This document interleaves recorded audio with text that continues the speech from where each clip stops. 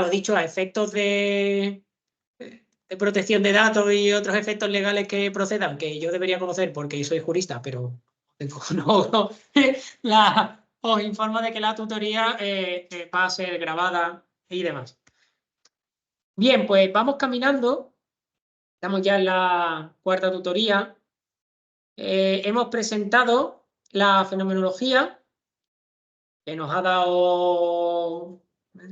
Hemos hablado de Wittgenstein y la filosofía del lenguaje y nos adentramos en la tercera de las 4 grandes corrientes que vamos a estudiar. Vamos a estudiar la fenomenología, la filosofía del lenguaje. Esta filosofía de la ciencia estaría unida a la filosofía del lenguaje, sí, son primas hermanas. Luego iremos a la hermenéutica, que también tiene mucho, pero de otra manera. ¿Vale? Digamos que esta está más anclada en el primer Wittgenstein y la hermenéutica está más anclada en el segundo Wittgenstein, pero en realidad la hermenéutica es una hijastra, la hermenéutica como la concebimos nosotros, es una hijastra de la fenomenología.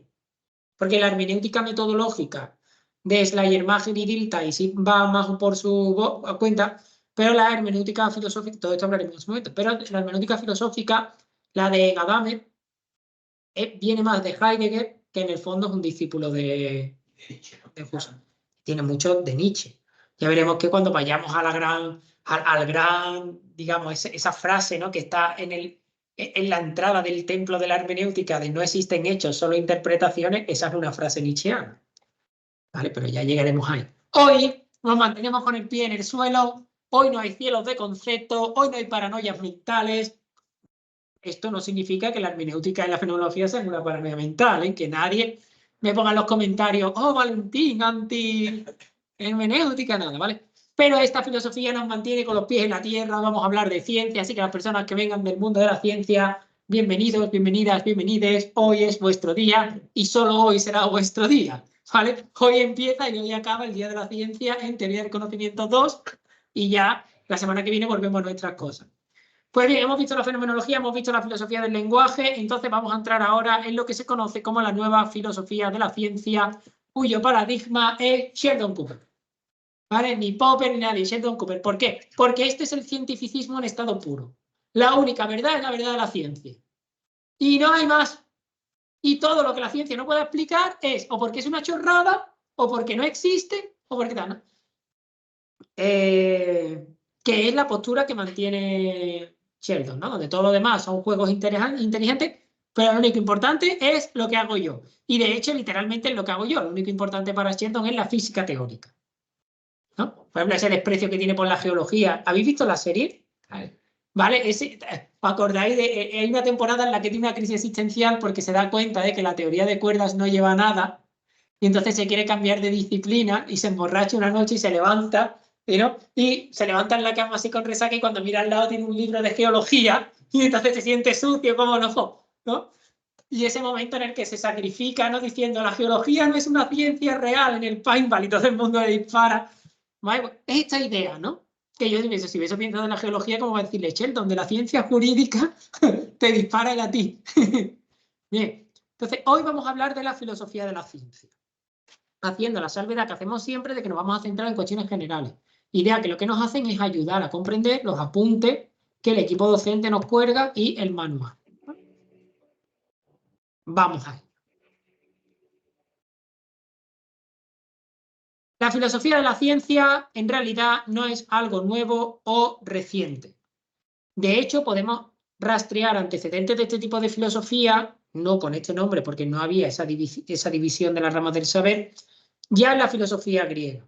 Y es posible ver su desarrollo a lo largo de la historia en autores como Roger Bacon, René Descartes, David Hume, Immanuel Kant. No obstante esto, que es cierto, el origen inmediato de la disciplina autónoma que vamos a estudiar aquí puede situarse en 2 momentos, con el surgimiento de 2 grandes teorías. La publicación de la teoría de la relatividad general y especial de Einstein y el desarrollo o los inicios del desarrollo de la teoría cuántica. ¿Por qué?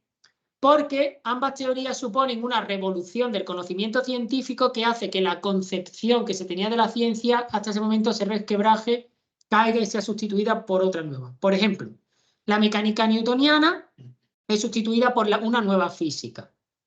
Y entonces aparece la idea de que es la creatividad humana la fuente de las explicaciones científicas. Para que la ciencia avance, lo que se necesitan son hipótesis arriesgadas, las más de las veces alejadas de la intuición de los sentidos, ¿no? Y se buscan modelos matemáticos no necesariamente intuitivos, ¿no? Porque, por ejemplo, no tiene nada que ver con esto, pero es una manera de ver a qué se refieren con el conocimiento intuitivo. Intuitivamente, lo que todo el mundo tiende a pensar es que la Tierra es plana. Usted sale de casa, la calle es así, es recta, ¿no? Y que no se mueve, está fija. Sin embargo, lo que sabemos es todo lo contrario, que la Tierra es redonda, no es plana, y que además no solo se mueve por el espacio, sino que se mueve rotando alrededor de sí misma. De tal modo que lo que te dicen los sentidos, que es que el Sol sale y se oculta, en realidad es una ilusión, el Sol ni sale ni se oculta, el Sol está siempre en el mismo punto.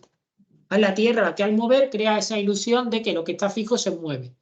Bien, pues la idea es esta, la idea es de que la ciencia avanza o debe avanzar precisamente por el planteamiento de hipótesis que son antiintuitivas. Piensen que la primera persona que postuló que la Tierra era redonda estaba yendo en contra de todo el sentido natural.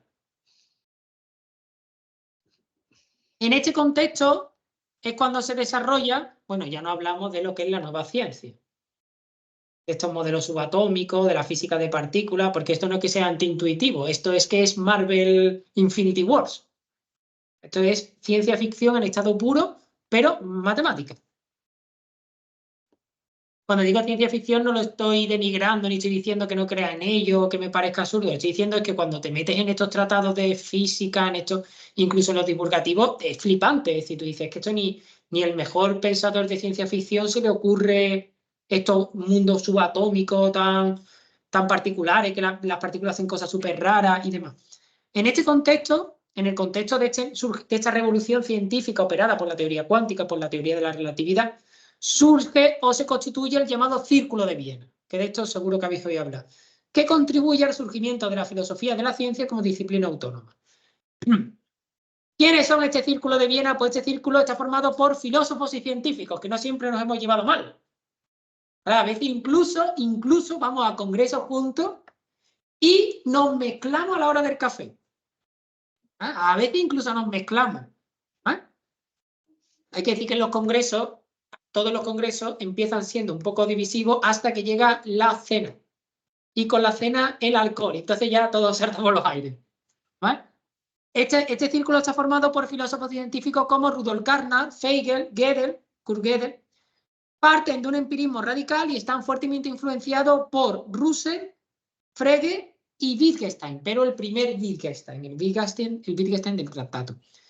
La filosofía del Círculo de Viena se conoce como neopositivismo o empirismo lógico y se disuelve entre 1936 y 1938 por diversos avatares políticos. Pero el más importante de estos avatares políticos es el surgimiento del nazismo o el aumento del nazismo y la anexión de Austria por la Alemania nazi, que hace que todos estos, que la mayoría eran de familia o ascendencia judía, tengan que salir por patas. No obstante la desaparición, la influencia del Círculo de Viena es muy fuerte, especialmente en el mundo anglosajón y en el escandinavo. Porque los autores citados, Hegel, Carnap, Gödel, se plantean tres problemas que son las tres grandes preguntas de la filosofía de la ciencia. ¿Qué es la ciencia? ¿Cómo progresa la ciencia? ¿Y cuál es el objeto de la ciencia? Y luego veremos que la sociología de la ciencia mete una cuarta pregunta en la que no vamos a entrar, que está ahí de tapadillo, pero que es la más interesante, que es ¿cuál es la autoridad de la ciencia? Porque hay que obedecer lo que diga la ciencia. ¿Vale? Porque con lo de la ciencia nos han metido cada colazo que es chico. ¿Vale? ¿Qué es la ciencia? Esta primera pregunta se centra en buscar un criterio de demarcación entre la ciencia y la no ciencia. En realidad lo que nos estamos preguntando cuando nos preguntamos qué es la ciencia es, ¿existe algún criterio que nos ayude a diferenciar entre esto es ciencia física teórica o física de partículas, ciencia psicoanálisis freudiano no ciencia? ¿Hay algún criterio que nos ayude a determinar esto es ciencia, esto no es ciencia? Para estos autores, o según estos autores, lo característico de la ciencia es el método. Ciencia es aquello que utiliza un método determinado. Por lo que hay que buscar o identificar el elemento definitorio de ese método. Si la ciencia se explica por la utilización del método científico, lo siguiente que hay que preguntarse es ¿qué hace científico al método científico? ¿Qué tiene de científico el método científico? Y plantean varias teorías.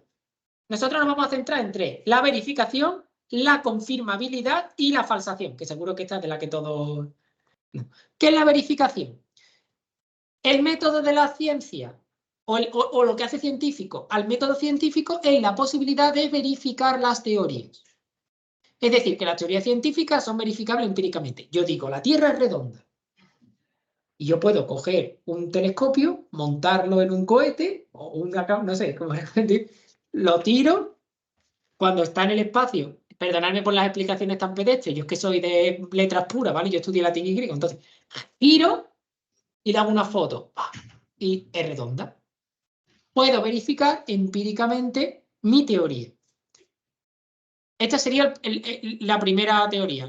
Lo que hace científico al método científico es que sus hipótesis son verificables empíricamente. Se tarde más o se tarde menos en verificarla empíricamente, porque claro, que la Tierra era redonda o otras teorías, a lo mejor, sobre el papel están postuladas en los años 60 y se están verificando ahora, 30, 40 años después. Bueno, pero lo importante es que se pueda verificar empíricamente. Bien, ¿cuál es la crítica que se le hace a la teoría de la verificación? Que no se cumple siempre. Que no se cumple siempre. Por ejemplo, la mayoría de las teorías científicas, o hay muchas leyes científicas que se basan en la inducción. Y la inducción ya hemos visto que tiene el problema de que hay un salto lógico. Haber visto 20.000 millones de cuervos negros no me da no me permite aseverar que todos los cuervos son negros, porque basta que haya uno solo blanco para que me joda la teoría. Y la inducción, este es el gran problema, ¿no? La gran crítica que se le hace a esta teoría. Siguiente criterio, la confirmabilidad. Este criterio es el que subraya Rudolf Carnap. Este criterio es de Carnap y dice que lo característico del método científico es la verificación progresiva, no la confirmación empírica, no la verificación empírica, sino la verificación progresiva de las teorías, que cada vez que vayamos sabiendo algo, ese algo, de algún modo, vaya validando la teoría general. Pensemos en la teoría de la gravedad.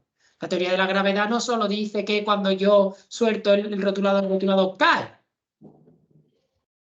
Es toda una teoría, ¿no?, sobre el peso, la constante gravitatoria, etcétera, etcétera. Entonces, lo importante que yo pueda verificarlo todo de un plumazo empíricamente, pues para Carnap no es tan importante eso como que yo, cada vez que hago un descubrimiento nuevo o cada vez que hago un experimento nuevo, me vaya confirmando partes de la teoría.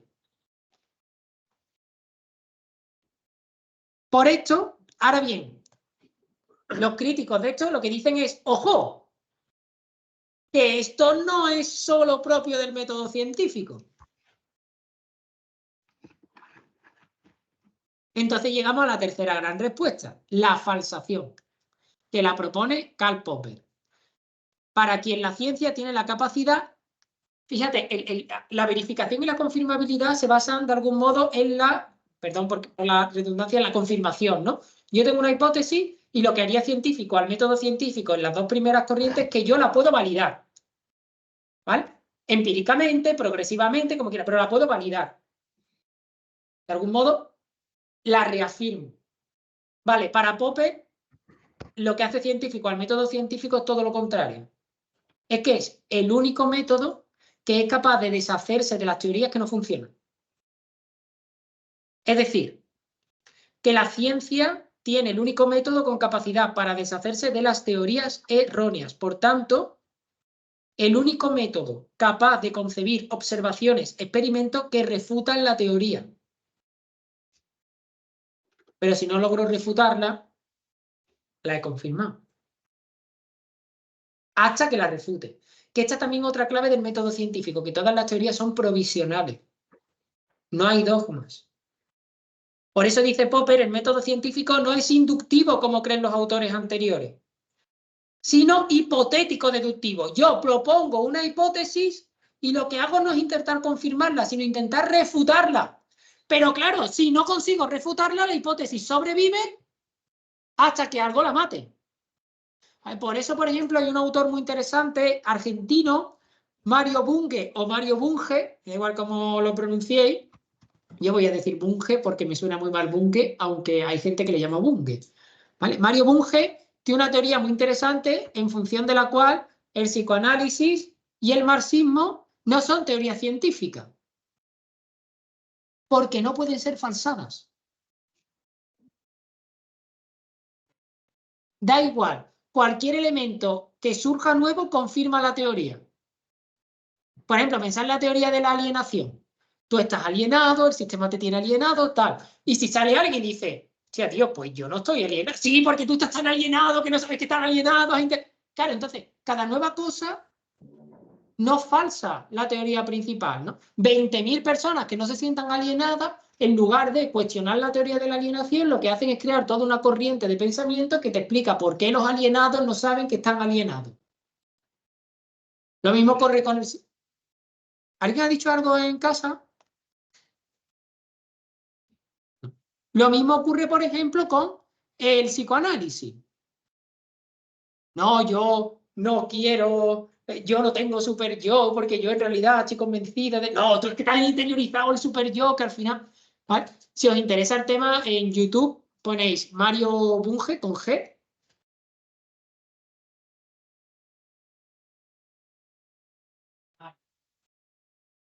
Este tiene unas conferencias súper graciosas. Este es científico, este no es filósofo, este es científico, físico. Y este tiene unas conferencias súper graciosas sobre esto, sobre todo las que tiene del psicoanálisis son geniales. Las del marxismo también. Pero las del psicoanálisis es que, además de interesante, que no puedes parar de reírte de los palos que da. Además pone ejemplos muy interesantes de por qué no se pueden falsar. Bueno, volviendo a Popper, que es al que sigue Bunge, esta es la clave. La clave es que las teorías científicas no son dogmáticas porque lo que hace la ciencia o lo que hace científico al método científico no es la confirmación, sino la refutación. Algunos autores, además, ¿no? Desde la sociología de la ciencia, como Paul Feyerabend, han sostenido que la separación entre ciencia y no ciencia es convencional. En realidad no hay un criterio determinante para establecer qué es ciencia y qué no es ciencia. Lo que dice Paul Feyerabend es que hay un consenso en la comunidad científica y es ella la que establece en cada momento qué es ciencia y qué no es ciencia. ¿Es ciencia la psicología? Si el consenso dice que sí, se entenderá que es ciencia, y si el consenso dice que no, se entenderá que no es ciencia. ¿Es ciencia la ciencia política? Pues no entran dentro del consenso, no se considera ciencia, pero si mañana cambiara el consenso, se consideraría ciencia. Es decir, todo esto para Feyerabend no tiene... El criterio no es tanto por el método o por tal, sino por una convención determinada en un momento concreto.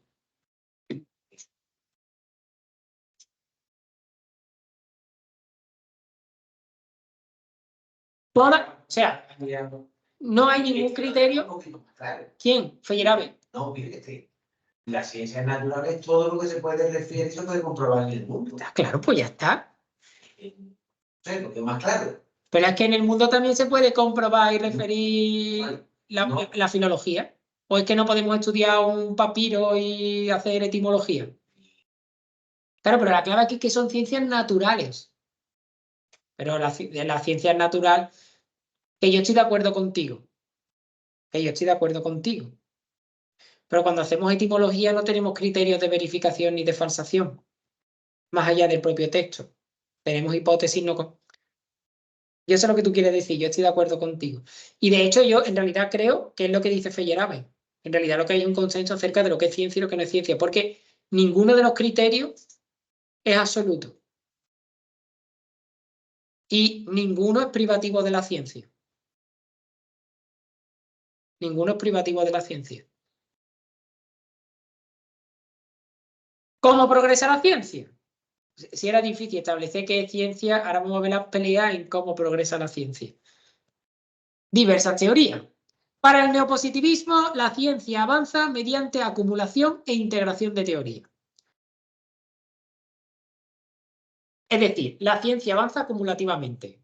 Hay unas teorías que son confirmadas y estas teorías sirven de base a las teorías nuevas que son confirmadas y sirven de base a las teorías nuevas y sirven de base a las teorías.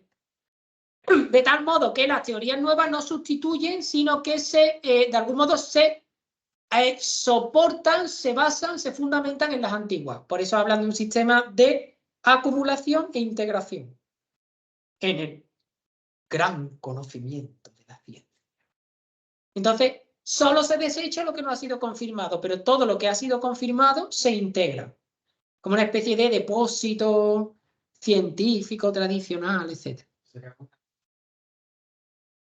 Sí, siempre tenemos fundamentos y por eso la ciencia siempre progresa.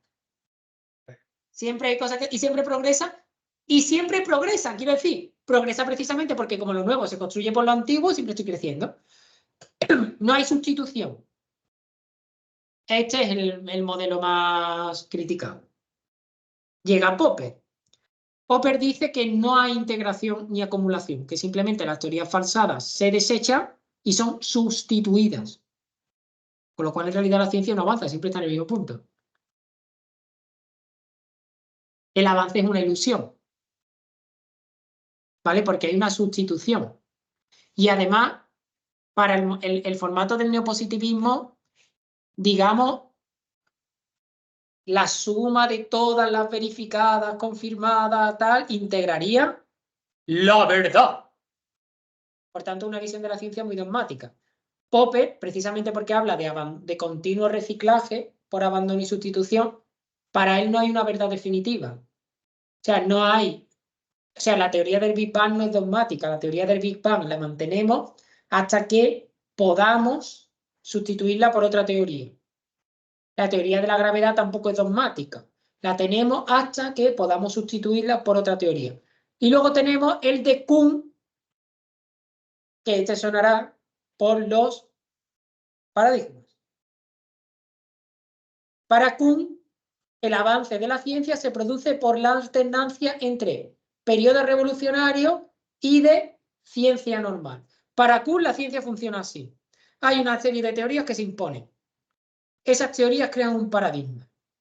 Ese paradigma es respetado por toda la comunidad científica como verdad. Desde ahí se deducen las hipótesis y cuando hay un experimento que sale mal, porque contradice el paradigma, dos cosas. O se le intenta ajustar al paradigma o se tiene como un experimento fallido y se repite a ver si es que algo ha fallado, porque tiene que ajustarse al paradigma. Hasta que empieza a haber una acumulación de experimentos que contradicen al paradigma. Entonces el periodo de ciencia normal quiebra y se produce el proceso de ciencia revolucionaria, en el que lo que intentamos es sustituir el paradigma con otro paradigma que explique los experimentos. Pero no se hace pacíficamente. La ciencia antigua siempre se resiste a morir. La gente que pensaba que la Tierra era plana no dejó de pensarlo pacíficamente. Los científicos son seres humanos. No son tan amantes de la verdad y de la asepsia como quieren que pensemos. Tienen su cosmovisión. Dime, Agustín. Yo sabía que en el momento en el que empezara a darle caña a los científicos, alguien saltaría. Dime, No, a Agustín. mí me parece genial, ¿no? Porque yo no sé si has sido inconsciente también cuando has dicho alineación antes, ¿no? Hablando de Marx y demás, y Sí. ciencia, ¿no? Sí, alineado la ciencia y el psicoanálisis, ¿no? Yo creo que sea algo de psicoanálisis también, ¿no? Pero bueno, y además lacaniano, ¿no? Como Por psique. eso, ¿no? Sí, sí, sí. Pero Entonces, bueno, dime. que te quiero decir que solo habría que ver, ¿no? Esa teoría del Big Bang que ha dicho, ¿no? El padre parece que tiene un poco de moral o de ideología o de alineación, ¿no? Es decir, el sacerdote, ¿no? A lo mejor tiene algún punto de vista curioso, ¿no? En ese tipo de cosas, ¿no? Sí, sabéis que lo que busca esa teoría, que por cierto se llama Big Bang de manera despectiva, o sea, el nombre despectivo era para ridiculizarla, lo que busca esa teoría es hacer compatible la teoría creacionista con la ciencia. Es decir que no es incompatible lo que la ciencia aplica con la idea de una creación ex nihilo. Esto es lo único que busca esa persona, más allá de que luego la teoría haya ido por otro derrotero, que yo no tengo tan claro que haya ido por otro derrotero, pero bueno, más allá de... No tengo tan claro que luego los que defienden es, no, porque hubo un Big Bang, no hay creador. Yo, la gente que dice así, que se plantea hasta qué punto es incompatible, porque de hecho la teoría está pensada para hacerlos compatibles. Pero bueno, todo esto para decir que los científicos son personas que tienen su visión del mundo, que tienen su sistema de creencias, que su sistema de creencias es uno de los más, perdón por la palabra que voy a utilizar, ¿vale? Es que como estoy grabando a veces tengo que ir con pies de plomo, ¿vale? Pero es un sistema de creencias muy peligroso porque la sociedad les ha dado el monopolio de la verdad. Entonces tienen a ver sus sistemas de creencias como el sistema de creencias. Estos son datos, son ecuaciones, son algoritmos, son... ¿Vale? Pero cuando tu sistema hace crisis, lo que dice la historia, y esta historia es fácil de rastrear porque es una historia muy reciente, no es como Aristóteles, como Platón se tomó lo de Aristóteles, la prueba es que la comunidad científica se resiste, esto lo dice Kuhn claramente, a abandonar el paradigma. Ningún paradigma se deja morir. Todos mueren pataleando. Todos mueren pataleando. Incluso cosas que ahora mismo nos parecen gilipolleces. Fueron defendidos por la comunidad científica que no era menos científica que la de ahora, ¿eh? Por la comunidad científica a sangre y fuego. Y se hubieran reído de uno si les explica las teorías ahora. La teoría de la evolución fue ridiculizada, no por los católicos ni por los cristianos, sino por los propios científicos. Decían que era una gilipollez. Y no me gustaría decirte eso, ¿no? El clinamen, solo lo del clinamen de Epicuro me parece brutal, ¿no? Decir que, no, si la teoría es atómica y de que está simplemente algo en desviación absoluta, es decir, me parece increíble, ¿no? Y denostado como Totalmente eso, ¿no? denostado. Quiere decir que durante mucho tiempo, gente que postuló cosas que parecían barbaridades, luego aparecieron. Luego se confirmaron. Pasa que se confirmaron siglos después.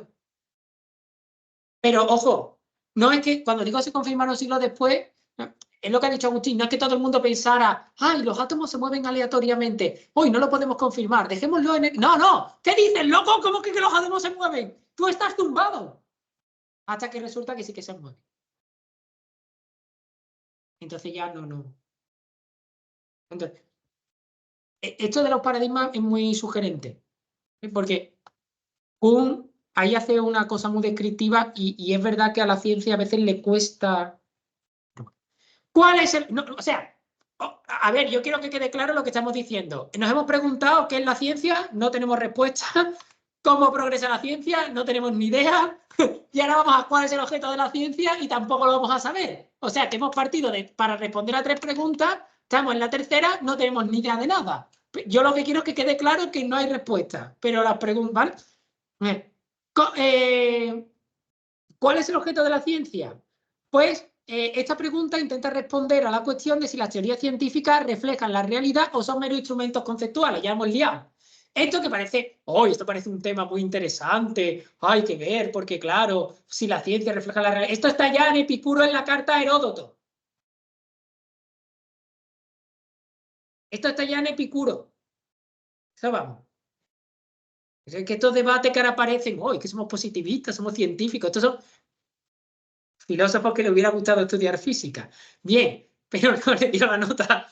Perdón, qué vergüenza. No, ¿vale? Pero siempre hay este afán cientificista. Porque ya esto lo expliqué en fenomenología. Cuando la filosofía le tiene o una parte de la filosofía le tiene una cierta envidia a la ciencia. Quiere ser ciencia, pero no porque quiera tener resultados y poner aviones en el cielo y hacer puente de la S40. No. Eso es la filosofía no importa. Lo que quiere es el prestigio social de la ciencia. Esa parte de la filosofía.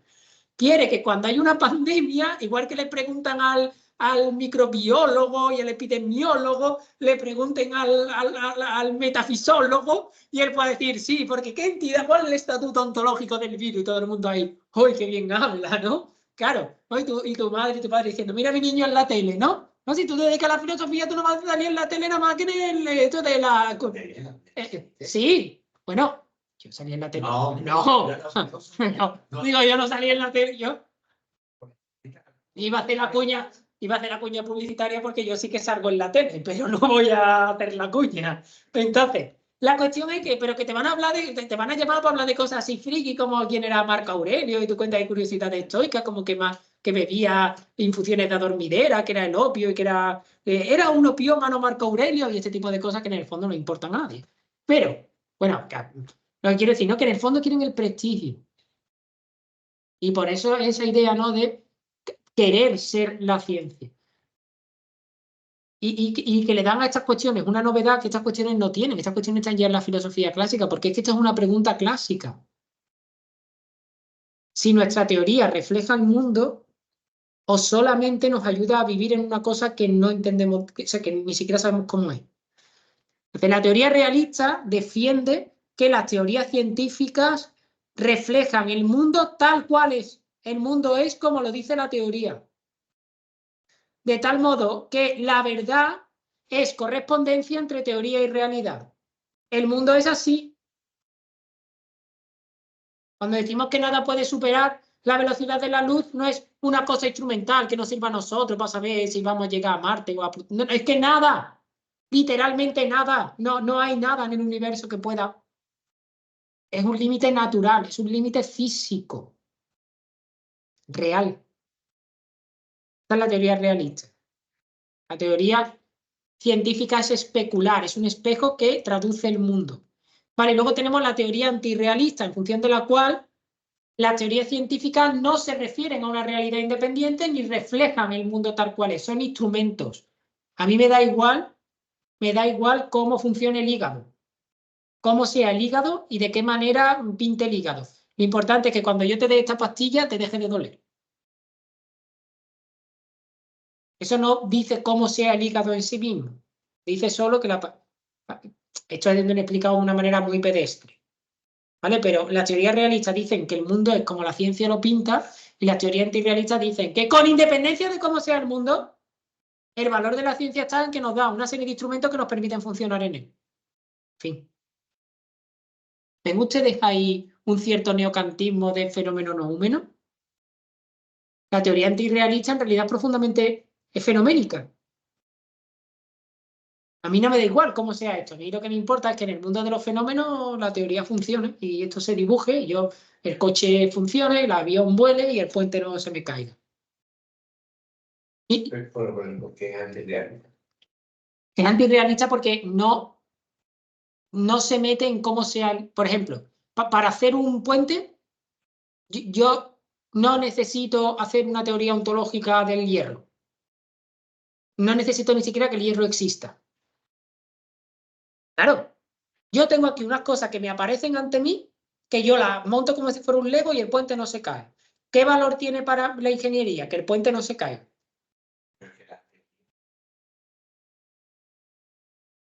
Sí. Y si yo te lo... No, porque yo tengo que... Pero la ciencia no tendría un valor ontológico, especular, sino simplemente instrumental. Me da igual cómo sea el puente, cómo sea el mundo. Lo importante es que esto te sirva para hacer puentes. Pero no planteamos más cosas. Y eso es transmisible, claro que sí. Mejor los nombres no son los mejores. Esto se le llama también teoría fisicalista y teoría instrumental. A lo mejor es un nombre más... Bueno, vamos al Círculo de Viena. Isomorfismo, lenguaje y realidad. Esto ya nos suena porque el Tractatus, del que hablamos la semana pasada, está compuesto de 7 proposiciones fundamentales. Los párrafos iniciales hacen referencia al mundo, concebido según el atomismo lógico de Russell. El mundo es para Wittgenstein la totalidad de los hechos. El lenguaje es la totalidad de las proposiciones. Wittgenstein relaciona realidad lógica y lenguaje a través de tres conceptos: el hecho atómico, la figura lógica y la proposición. El hecho atómico son los objetos. Al hablar del hecho atómico, dice Wittgenstein, los sujetos son los constituyentes últimos del mundo, los objetos. El hecho atómico, que puede ser complejo o simple, es la combinación y la relación de objetos. La figura lógica es que el lenguaje opone nombres a las cosas. Una cosa es esto y otra cosa es la palabra mesa. Al hecho atómico, proposiciones simples; al hecho complejo, proposiciones compuestas. El lenguaje representa o debe representar la realidad del mundo. La proposición, que representa un estado de cosas, son las que muestran la forma lógica de la realidad, las que describen, o sea, las que describen, pueden ser de dos clases: las tautológicas y las absurdas, o las sin sentido.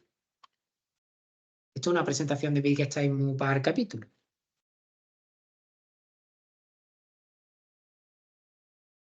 La ciencia habla de la realidad, la filosofía del lenguaje. Solo la ciencia, esto es lo que piensa el Círculo de Viena, Solo la ciencia habla de la realidad extralingüística, pues solo sus enunciados son referenciales.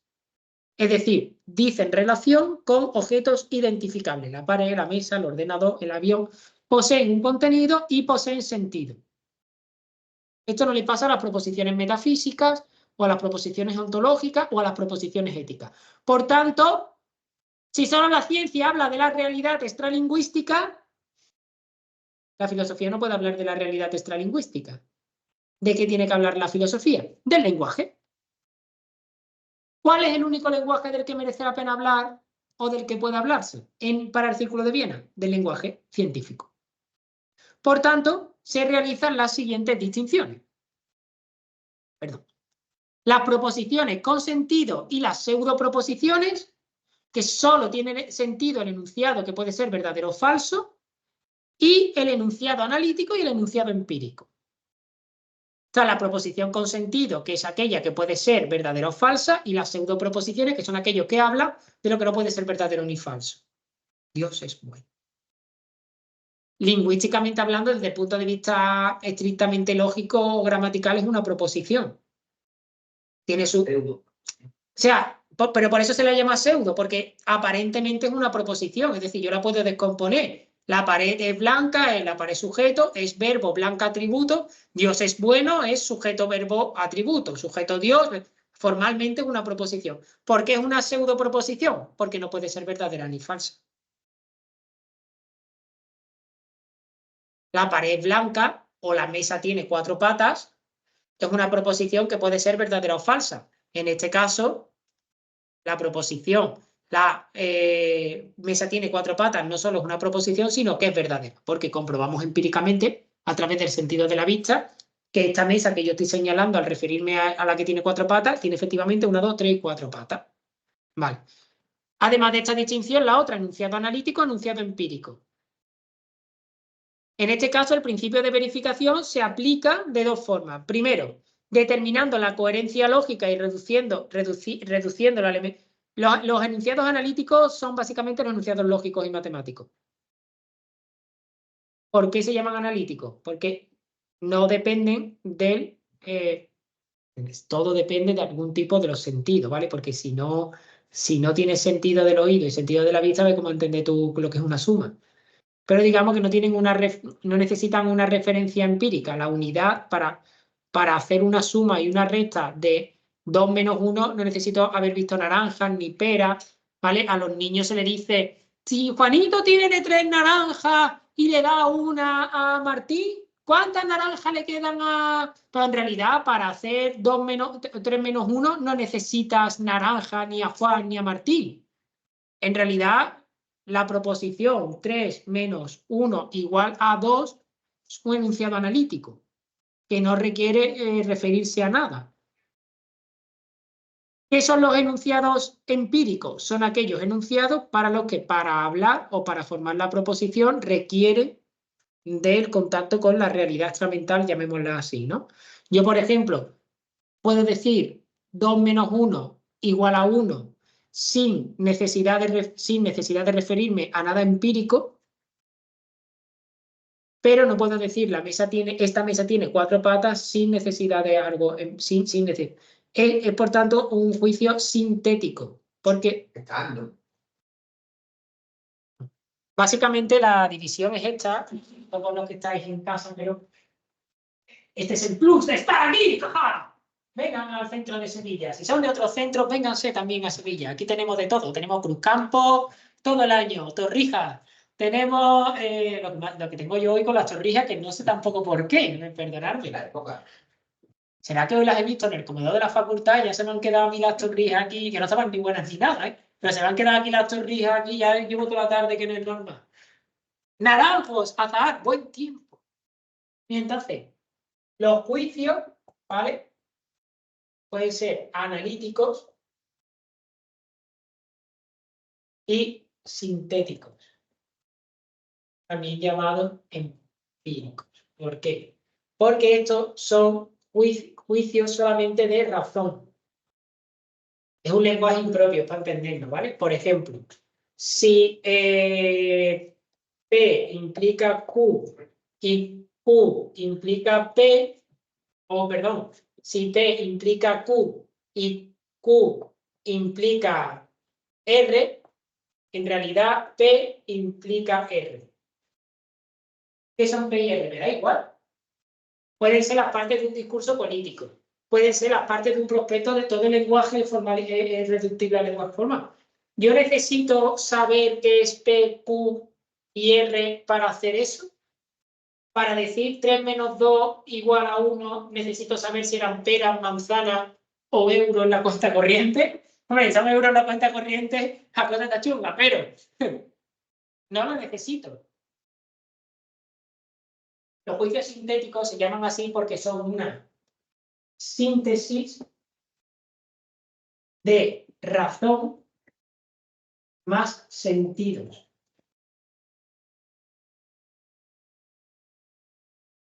La mesa tiene 4 patas. Yo necesito tener un buen aparato conceptual para conocer la palabra mesa, jugar... Dime. Que no, No, necesito tener un elemento de razón para formar la proposición y formarla bien, pero necesito el elemento que me da los sentidos para poder decir que la mesa tiene 4 patas. Si yo no tuviera sentido de la vista, tuviera un aparato sensitivo abierto al mundo, no podría decirlo, pero a la vez, si no tuviera el aparato conceptual que me permite articular la gramática, usar el concepto mesa, patas y demás, tampoco podría. Eso se llama, son una síntesis. Mientras que aquí yo solo necesito conocer cómo funciona la lógica o cómo funciona la matemática. En realidad no necesito saber si se está hablando de peras, de manzanas o de nada. Me da igual, porque lo que verifica el lenguaje es la corrección formal a sus propias reglas. Que me ha dado ahora, me ha venido ahora, en principio que han dicho, tanto que los analíticos eran a priori y los sintéticos eran a posteriori. Claro. Lo que había que buscar, lo que tendría que basarse en la ciencia de los sintéticos. Digo a priori. Pero entonces, que esos son los denunciando lo que se está diciendo. Hay que denunciar a los analíticos. Que esos son los puñeteros. Pero que en teoría es lo que se tendría que fundamentar la ciencia. En la visión kantiana. ¿Vale? Esos son los puñeteros. Pues claro, si los analíticos son solo de razón y no tienen relación con el mundo porque me da igual que sean peras o manzanas, yo puedo hacer una cosa a priori. Por ejemplo, yo te puedo decir que en todo caso, en base 10, 3 menos 2 será 1. Y me da igual si son balones, peras, manzanas, personas, deporte, me da igual. A priori. El de la mesa 4 patas solo puede ser a posteriori, porque yo solo puedo decir que la mesa tiene 4 patas después de haber visto la mesa. Esa es la cosa. O sea, no aportan conocimiento, no, despliegan un conocimiento que ya está. Es como otro juicio típico es el círculo redondo. Es que eso no añade ningún conocimiento porque, vale. Independientemente del que le aporte el sí. Por eso lo interesante para Kant es aquel juicio que, ampliando conocimiento, es decir, aquel que te da un predicado que no está inserto en el sujeto, a la vez es a priori. esto es impropio y es una opinión personal y ahora me lo discutirán. ¿Tú no ves en el juicio sintético a priori, no exactamente, pero encajaría ahí 80% una hipótesis? ¿Es sintética? Sí. ¿Es a priori? Sí, ahora que tenemos que comprobarla. Pero es a priori. Nadie había visto que la Tierra era redonda antes de ver la Tierra redonda. Es un juicio sintético porque yo no lo puedo hacer sin sentido y sin mundo, no está dentro del concepto de Tierra al ser redonda, amplía conocimiento y es totalmente a priori, porque yo te juro que el primer tío que dijo la Tierra era redonda no había visto la Tierra redonda. Es un juicio sintético y es a priori. No es el que dice Kant. No es el que dice Kant. Pero comparte algo con la hipótesis científica. Y en el fondo la ciencia, esto ya me estoy tirando a la piscina, no tiene nada que ver. En el fondo el conocimiento científico no es el conocimiento de las hipótesis.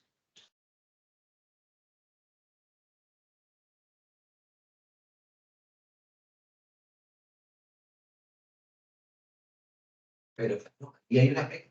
Siempre hay una pega, claro. En teoría, el sintético a priori es independiente de la experiencia.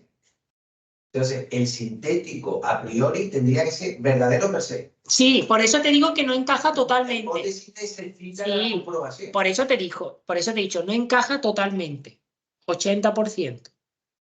¿Vale? Así que acaba de cargar la teoría. No, Si porque es verdad que Kant, como lo plantea, de verdad eso no encaja en el mundo científico, pero si tú entiendes que la comprobación lo único que hace es confirmar una verdad que ya tenía, ya te lo metió al 80%. ¿Vale?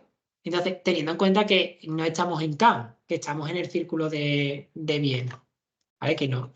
Beben un poco de Kant, beben de Wittgenstein, pero beben de otros autores que no son ni kantianos ni... Para el círculo de Viena, todas las ciencias deberían tener un lenguaje común. Esto es de Descartes. Que acabará con la dispersión de la ciencia. Carnap entiende que la condición de ese lenguaje es que sus enunciados básicos se refieran a sensaciones y no a objetos. Pues los objetos son construidos a partir de las sensaciones. Por tanto, un lenguaje sensitivo basado en sensaciones. Neurath o Neurath es apuesta por el fisicalismo, es decir, el mundo es un conjunto de objetos independientes de mi experiencia. Todo esto existe más allá de lo que yo vea y no lo pongo yo. Y a esos objetos es a lo que debe referirse el lenguaje científico. Por lo tanto, el modelo del lenguaje científico es el lenguaje de la física.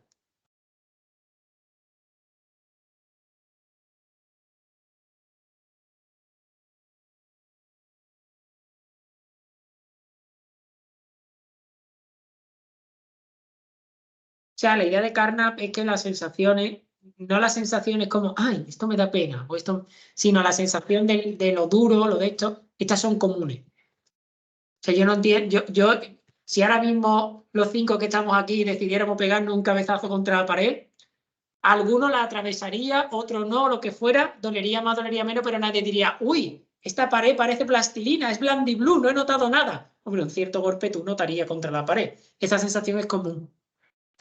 Ahora bien, ¿dónde está el problema? El problema está con la construcción del objeto que cada uno, y eso sí que es subjetivo, hace de la sensación. Por tanto, debíamos tener un lenguaje que se quedara en esa sensación común, ¿no? Yo qué sé, si todos ustedes, a lo mejor ustedes están más fuertes, esto es Pladul, tampoco empujen mucho, ¿vale? A lo mejor vosotros estáis más fuerte que yo, pero si vosotros hacíais así con la pared, notáis una cierta resistencia y una cierta dureza, ¿verdad? Y también una temperatura, ¿vale? Es difícil que ahora mismo la notéis caliente, porque aquí no nos dan presupuesto para meter calefacción entre las paredes. Entonces, pues ahora responde en plan, en modo espiritismo, ¿vale? Entonces, esta sensación sí es común. De hecho, la prueba es que todos sabéis de lo que estoy hablando.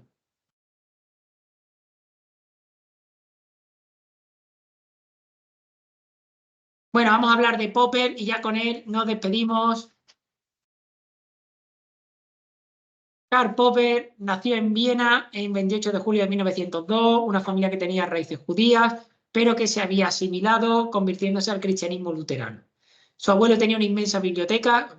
Yo creo que cuando el Logos Orthos te quiere dar un premio, te regala una familia con biblioteca. en la que él aprende y adquiere la pasión por la lectura en su etapa universitaria, ingresa en las Juventudes Socialistas. En 1928 adquiere el grado de doctor universitario. Un año más tarde, la habilitación para dar clases de matemática y física. Y en estos años, en torno a 1929, cuando entra en contacto con el Círculo de Viena. Pero nunca llega a formar parte de él oficialmente. Él es lo que hoy se llama un simpatizante. Simpatizante no socio. En 1937, ante el ascenso del antisemitismo y del nazismo, se exilió a Nueva Zelanda, donde permaneció en el Canterbury College. En el 46, una vez terminada la Segunda Guerra Mundial, es nombrado profesor de la London School of Economics. Lo recomienda a Friedrich Hayek. En 1969 se retiró de la vida pública y muere en 94. Hayek seguro que os suena. Si no suena, os sonará su obra más... Yo no sé si este es de la Escuela de Chicago. Este tiene el libro... Sí, exactamente. Este tiene un libro que es un clásico dentro de la historia político-económica, que es Caminos de Servidumbre. Pues se comparta o no lo que dice, es uno de esos libros que habría en algún momento que leer. Lo vamos a recomendar aquí porque eso para filosofía política. Bien. Popper rechaza la obtención de verdades universales a través de la experiencia particular, destacando el problema de la inducción, el cuervo blanco frente a los 1000 millones de cuervos negros. Considera que la inferencia es inductiva cuando pasa de enunciados singulares, este cuervo es negro, este cuervo es negro, este cuervo es negro, a enunciados universales. Todos los cuervos son negros. ¿Por qué? Porque el problema de la inducción consiste en indagar si la inferencia deductiva está lógicamente justificada. Toda inducción es un salto lógico. Toda inducción es un salto lógico. Porque la proposición todos los X son Y solo está lógicamente justificada si yo conozco todos los X. Si hay un X que no conozco, la proposición todos los X son Y son un salto lógico. Entonces solo la puedo mantener, que aquí es donde viene la cosa de la falsación, solo la puedo mantener provisionalmente. Y entonces digo, todos los X son Y y entre paréntesis pongo salvo que aparezca un X que no sea Y.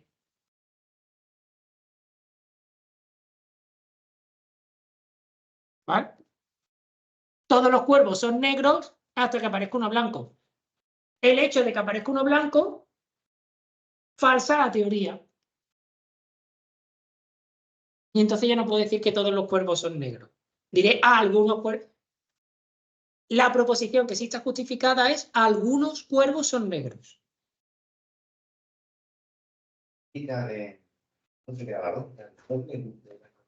Claro, es que... Todos los hombres son mortales. Es que claro, claro. Y a lo mejor no es inmortal. Claro, pero es que además basta que haya habido uno en algún momento de toda la historia para que te joda la proposición. Por eso toda inducción es un salto lógico. Porque no está lógicamente justificada que de algunos X, y aunque esos algunos sean muchos X, sean casi todos los X, sean la mayoría de los X, nunca está justificado que tú de ahí, sin otro, pases a todos los X. Porque la única manera de hablar de todos los X es que tú de verdad conozcas a todos los X. Y quizá hay proposiciones en las que sí están justificadas porque tú conoces a todos. Por ejemplo, todos los dodos se extinguieron.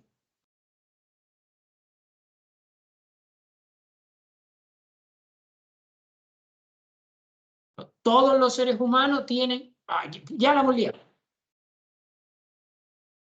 ¿Vale? Ese es el problema de la inducción. Esto lo voy a hacer un poquito más rápido porque ya estamos terminando y me gustaría... Bien, la actitud científica y la actitud dogmática sí la quiero ver porque yo creo que es lo último que vamos a ver. Los rasgos diferenciadores de la actitud científica son para Popper el empleo de hipótesis, la deducción de hechos futuros y la comprobación, no con vista a la verificación, sino a la falsación. ¿Cuáles son los rasgos de la terminología dogmática? Terminología abstracta y generalista, el progreso, la revolución, la patria. conceptos que neutralizan hechos contradictorios o refutadores, la observación selectiva de datos que se describen en función de la teoría, yo no veo todos los datos, el sesgo de confirmación, ¿no? Y la ausencia de un distanciamiento crítico. A mi juicio esta es la clave de la actitud dogmática, que el dogmático se identifica con el dogma, de tal modo que atacar el dogma es atacarlo a él o a ella. Para mí esta es la clave de la actitud dogmática. Que la persona dogmática se identifica. Piensen en el ultra de un equipo de fútbol. Ustedes o vosotros podéis ser de un equipo de fútbol determinado, no sé, o hay gente a la que le gusta un filósofo concreto, ¿no? Por ejemplo, a mí me gusta mucho Zubiri. Pero si alguien viene aquí y dice, Zubiri era un cateto neoscolástico, no entendía de nada, yo no me siento ofendido. Ahora, lo mismo Zubiri te aparece en sueño y te da par pelo, pero yo no me siento ofendido. Ni creo que ningún cartesiano se sienta ofendido cuando yo digo, no, es que Descartes, ¿no? Y de repente aparece en la asociación de ofendidos por las críticas a Descartes. No. ¿Quién es el dogmático? El dogmático es quien se ha identificado tanto con la idea que defiende que se siente atacado cuando es como si alguien me dijera, ¿qué Zubiri? ¿Cómo estás diciendo tú de Zubiri? ¡Me parto la boca! Ese es el dogmático. ¿Y yo te he dicho algo a ti, Valentín? No. Yo he dicho algo de ti como persona, de ti como docente, de ti como profesor. ¿Yo a quién estoy atacando? Estoy atacando a un señor que murió en el 83. Más allá de que esto sea de buen gusto, de mal gusto, atacar a alguien muerto que no se puede defender, yo en realidad...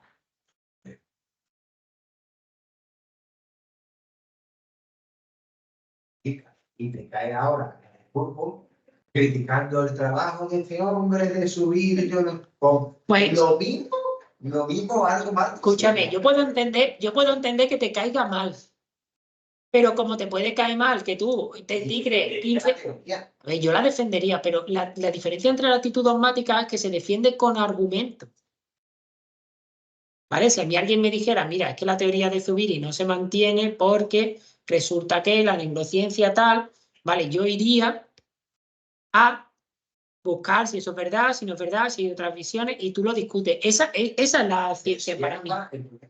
¿Serías capaz de verlo? No digo yo que postura no fuera honesta, pero estarías tan abierto de mente para ver lo que ves. Yo es que creo que esa es la diferencia. Es decir, quien no está abierto de mente, la persona que no está abierta de mente, a mi juicio es la que tiene el problema. Porque por mucho que a ti te guste algo, primero, la manera... Pero no con un término. O sea, pero tú tienes que... No, que durante tantos años de trabajo, asomatizar. Pero pues entonces te has equivocado durante esos años de trabajo. Hay un momento en el que has perdido, a mi juicio, a juicio de Valentín Navarro, hay un momento en el que has perdido la perspectiva en ese trabajo. Porque tú tienes, lo que pienso yo, que no significa que sea verdad y tal, porque estaría feo que yo ahora tuviera una posición dogmática, pero lo que yo pienso es, a ti te puede encantar Aristóteles o Zubiri, y tú irte todos los veranos a la Fundación Javier Zubiri a leer allí de él y sobre él, y a buscar sus legajos e interpretar su letra, que no vea tú la guasa que tiene. Pero una cosa es que tú hagas esto y otra cosa es que tú lo hagas sobre la base de aquí está la verdad. Y por tanto yo con mi investigación lo que le voy a dar al mundo es la verdad. Entonces el mundo deberá recibirla de manera agradecida y acrítica. No, mire, a mí me gusta cómo piensa este señor. Primero, siempre que te identificas con una filosofía, lo primero que tienes que hacer es buscarle los fallos, porque los tiene. Te encantará, pero tiene los fallos. Tiene fallos y los tiene garrafales. Zubiri tiene un montón de fallos. Ahora bien, tú dices, yo lo he leído y a mí me ha servido para ciertas cosas.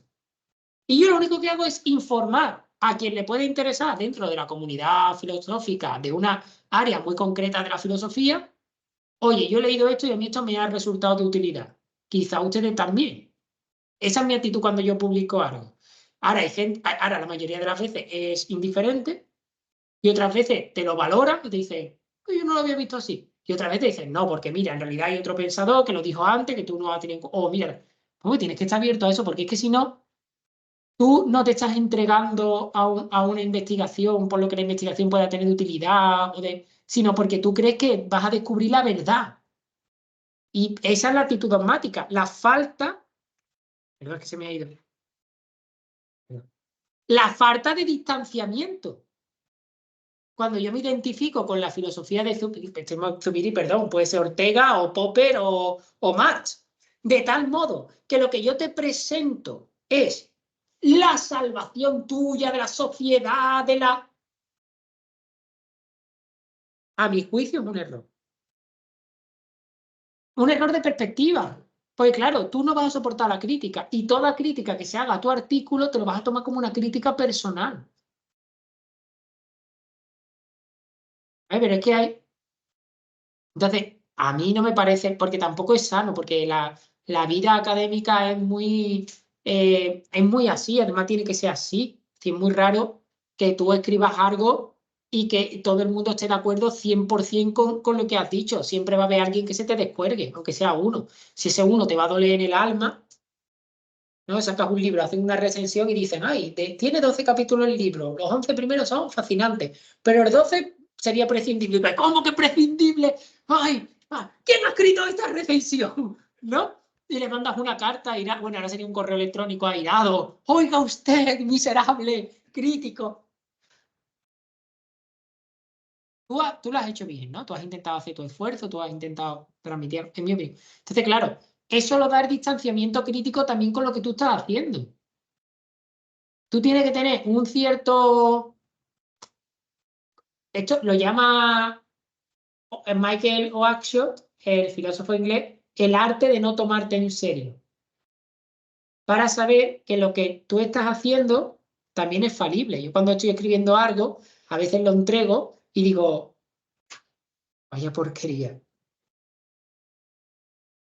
Ojalá huele, ¿vale? No, aquí tienes... Y de hecho a mí me pasa, no quiero contar anécdotas porque además son ya las 7:10 y tal, pero a mí me pasaba con la tesis. Cuando yo estaba con la tesis, mucha gente presentaba su tesis como, y venía, aquí está mi tesis, va a cambiar, ¿no? Aquí está mi tesis que va a cambiar la historia del pensamiento y tal. Y en las presentaciones que hacíamos nosotros teníamos una actividad que tenías que contar tu tesis, los demás te la criticaban. Bueno, como tú le dijeras, no, es que la metodología, ¿qué dice eso? ¡Perece! No, que algunos parecía que iba a llamar móvil, perdona, está torquemada la Inquisición, que venga ese, ¿vale? Y yo recuerdo que yo cuando escuchaba esas cosas yo siempre pensaba, hostia, yo lo único que aspiro es a que no se den cuenta que es todo paja. Esta mierda aspiración, a que no se den cuenta que todo es un paquete de folios en blanco en el que pone odor, odor, odor, odor. Solo aspiro a que nadie la lea. ¿Vale? Entonces, claro, si tú te tomas muy en serio, aparece la actitud dogmática, pero en todo, ¿vale? Porque esto no es solo propio de la filosofía, también en la ciencia hay actitudes dogmáticas, ¿no? El médico que dice, no, esto es así porque lo he dicho yo. Entonces, como pidas una segunda opinión médica, eres un miserable y el que te ha dado una opinión contraria de la mía no tiene ni puta idea de medicina. Y así, ¿no? Esas actitudes están en todas partes. En la academia, en la medicina, en la física, Sheldon no, solo es lo que puede explicar la teoría. Ausencia de distanciamiento crítico. A mi juicio. Los genios también se hacen de esa de distanciamiento. Nietzsche le tuvo que la trucha era... Claro, estamos partiendo del hecho de que Nietzsche era un genio. En su momento viene como murió sin saberlo. Sí, sí. Este tenía más en la Sí, sí. O sea, el primer y gran fan de Nietzsche era Nietzsche. Sí, aquí está, ¿no? Hayek sí, es de la escuela austriaca de la praxeología de Mises y compañía. En fin, ese libro es interesante, el de Camino de Servidumbre. Voy a cortar ya la grabación. Yo creo que ha quedado claro más o menos de